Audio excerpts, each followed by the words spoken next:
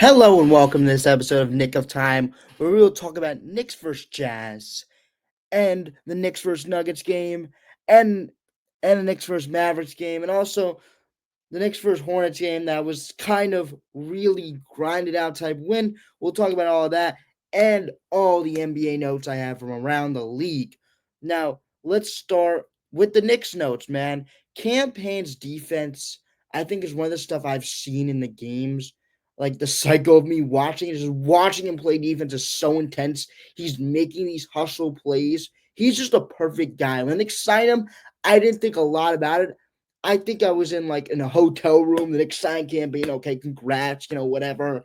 Hey, whatever. He's probably gonna do nothing. But no, he's a guy that the Knicks need right now. And he's coming up a big way defensively and offensively, and with all the effort he's showing. With the Knicks having lack of effort this West Coast trip, even though them getting out some wins, but the effort was not really that there defensively. Campaign bring it. So that's just great for him to bring it. Same with Deuce and him really bringing off the bench this trip. Campaign. I mean, the energy, as I talked about, great pickup, man. Great pickup. Cannot describe in words how big of a pickup he was for the Knicks because it's just a lot, man. And what he's been able to bring to the court, a lot of intangibles even to bring to the court. So, um, yeah, this defense is not really that good, man. It's really not that good. I think the thing about it is that Mikal Bridges is not that good of a defender as we thought he was going to be. Now, is that because he went to Brooklyn and then his defense kind of fell off a cliff, and because he was not really that he was offensively the guy, which got his defense kind of weird out, and he didn't really play that much of a defense. And then he bring it over to New York. He bring those bad habits defensively back to New York. Maybe, but I'm just thinking about, man, like it's just everything feels off. When your offense is not clicking, the defense really is not like it's hard to be good on both ends of the ball at the same time. Or it's hard to be good like Mikal Bridges to be good on one end of the ball. If your shot's not falling, all that effort's like, oh, I missed the last shot. What am I gonna do? Like the defense isn't really in his mind right now, and he's getting blown by defensively. And right now, we need his defense badly because the big man is Karl-Anthony Towns. He's great offensively. I can actually put it in the words how good he is offensively. The defense is awful. Defense is atrocious. And Jericho Sims is not any better. But yeah, as I'll talk about later. But I think Jericho Sims is pretty good. But I'll talk about that later. Knicks are getting steals though. They're very active hands.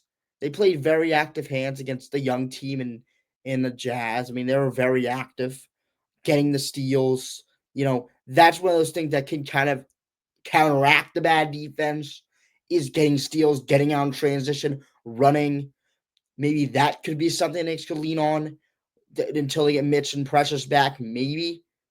But I think it's gonna have to come down to the defense, one-on-one defense. But I do like them getting out and running, getting out and getting steals.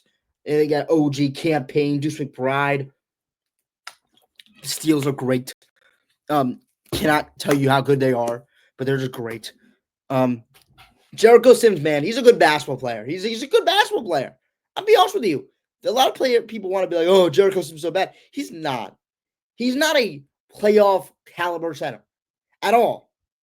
But he's very good right now with Mitch out. I mean, the rim protecting, the percentage of him just being the kind of the best rim protector in the league by this percentage wise with the Thibodeau's looking at, which, if Thibodeau's looking at a percentage, you probably know it's right. You probably know it's right, and you probably are going to believe in it because Thibodeau's just that guy when it comes to defense. So if you believe in Jericho Sims offensively, I believe in Jericho Sims offensively. So the eye test hasn't shown me yet, but I think Jericho Sims is going to get there. He's, again, at the end of the day, he's a young big, so he's going to have those mistakes. But I think Thibodeau understands at the end of the day who Jericho Sims is.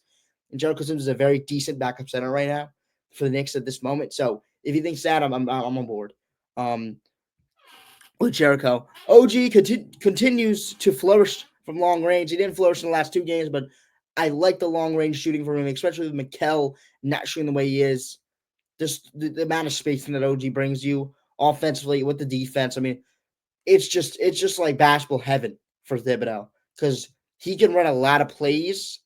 With OG doesn't have to be like the ball dominant guy. he'd be all for. And the amount of people that will look at OG while they're running the play with a cat, for example, cat JB pick and roll, people are going to be looking at OG if JB wants to drive to kick out. So that's just basketball heaven for Thibs because you run a lot more stuff with OG in the corner spacing out. If he's shooting this way. Yeah, I mean, switching defenses are the Knicks' death, man. They are going to be the Knicks' death for a long time, and until they can get crisper with their decisions, with their passes. I mean, once you get switching defense, you're going to have to make a quick, crisp decision. Is it going to be bounce it into Cat, draw two, or is it going to be to side? Now let's do Mikal. Now let's see if Mikal can make a move. They're going to have to make that crisp decision. It's going to be fast because there's a lot of hedging the pick and roll with Brunson with last year, with a lot of just blitzing it maybe, but no, not a lot of switching because the Knicks didn't really have that good of a team they have right now. It's being straight up honest. People are just now switching more. So yeah, Jalen's gonna have to deal with that, and I think he's gonna deal with that very well. It's about him just learning, and it's gonna be good. Knicks are gonna be fine because they have this switching issue in the regular season instead of having it in the playoffs. Which the playoffs people try to bring out switching defenses, and the Knicks in the playoffs is kind of like you got 7 games to work with at most. Work with that, but it's the regular season, so I think they're fine. But yeah, let's get to the NBA notes. Kristaps Porzingis is back. So if you thought the Celtics were just very good, they're getting their all-star caliber center back when healthy. Guy and Kristaps Porzingis, the way he can shoot the ball is just uncharacteristic. He had a crazy three yesterday in Toronto. He did a crazy three, and it was just like a crossover three. I mean, it was not like he could dribble crossover, but I think the thing is that Kristaps Porzingis, his rage is crazy, and this Celtics team with the way they can shoot the ball, bringing in another guy who's very consistent from threes is crazy. I think that's as simple as that. The Celtics were already very good with 3-point shot, but you just bring in another guy who's very consistent. What the heck? Kevin Durant's very important for the Suns team, man. Their offense kind of stinks without him. They got him back, which is great. But yeah, without him, they're really bad offensively, and they need him. They need him a lot, because they're very used to having that guy in Kevin Durant who's an all-time scorer. So if you don't have him, it's going to be something that you have to go through, even if you have a Devin Booker. Yeah. Shout out Elfrid Payton. Shout out former Nick Elfrid Payton. Have to do a shout out for him because he's been great for the Pelicans. He's stepped up into the role, man. He's stepped up into the role. But man, it's all about stepping up in your role if you're a player like Elfrid Payton. I mean, you come from playing basketball like somewhere else and to get that call up by the New Orleans Pelicans, you're like, yep, I want to play. And then he goes out there and he plays very well in his minutes. And he had about 20 assist game, which then Trae Young said, no, I'm Elfrid Payton, please move out the way. I'm Trae Young. But yeah, I mean, look, Elfrid Payton, man, we always know about Elfrid Payton, starting point guard for the Knicks playoff team in 2020. Great player. I mean, not great player, good player, man. Kind of had hate to him when he was with the Knicks because he didn't really shoot the ball well, kind of made spacing terrible. But his passing and defense is always something that we're at top line. We're the reason why Thibodeau put him in the lineup is because of his passing and defense and the way he could orchestrate offense. So the Pelicans got a good one. The Grizzlies are scary, and they're even more scary with Ja back. When I say this, I mean they win games without Ja. But once they get Ja back, this team's scary, and they got Ja back, and this team is it's a team on a mission. And if you're gonna have to, it's like a train. If you want to get in front of that train and stop it, you're gonna have to get in front of the train. If you want to beat them, you have to get in front of the train and try to stop it. You either get the hell out of the way or you let them run through. You either get the hell out of the way or take it head on. And it's a train that's running for the Grizzlies, and they're going to be a very good team once they get all their players healthy, and they're basically all healthy. So it's going to be a train that's running through, and you're either going to have to get the hell out of the way or you're going to have to face it head on, which it's going to be hard to face the Grizzlies head on because their team is great. We all know they're great, of course. It's time to have a Randall discussion, man.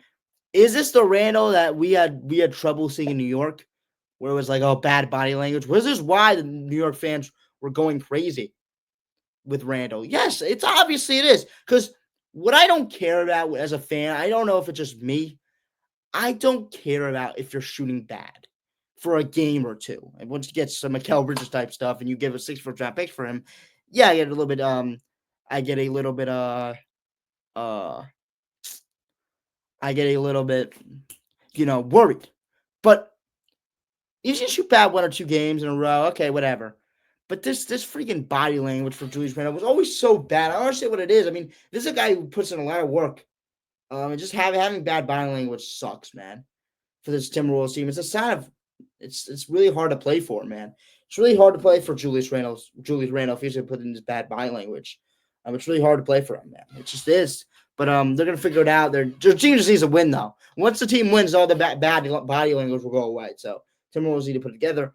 But yeah, then Brooklyn Nets are fun, man. They're a team you do not want to run into, man. They're a team that even without Cam Thomas, they're inevitable, man. This team's good. This team has all the pieces on a winning team, man. They have the scorer, they have in Cam Thomas, they have all the role players, DFS, and Cam Johnson, and they just have the defense and the orchestrator and the point guard of Dennis Schroeder. They have a great coach in Jordy Fernandez. So they are the good makings of a good team. They have a good makings of a good team, and that's what they are right now. They're a very good basketball team. I think that's really surprising, but they just are, man. It just is what it is. This Brooklyn Nets team is good. But yeah, let's end this by talking about Mikal Bridges, man. What is my opinion on Mikal Bridges right now? It's a little bit too early to go full panic mode. But what I'm saying is get the guys. I don't think it's all Mikal's fault. Get the guys some plays. Get him off some backdoor screens. Get him with the ball. Like whenever he gets the ball in his hands, it's like pass it up. Let's go to throw it to you. No. Let's get the ball and let's run a play. Let's get him easy buckets because Knicks are really doing really bad right now of getting him easy buckets. More just sit him in the corner and saying, if you're going to get out of a slump, you're going to have to hit some corner threes. That is not what's going to happen with him. That's not what's going to happen. You have to get him easy buckets, and Mikal Bridges hasn't got that opportunity to get easy buckets. So the Knicks are going to have to generate him some easy buckets.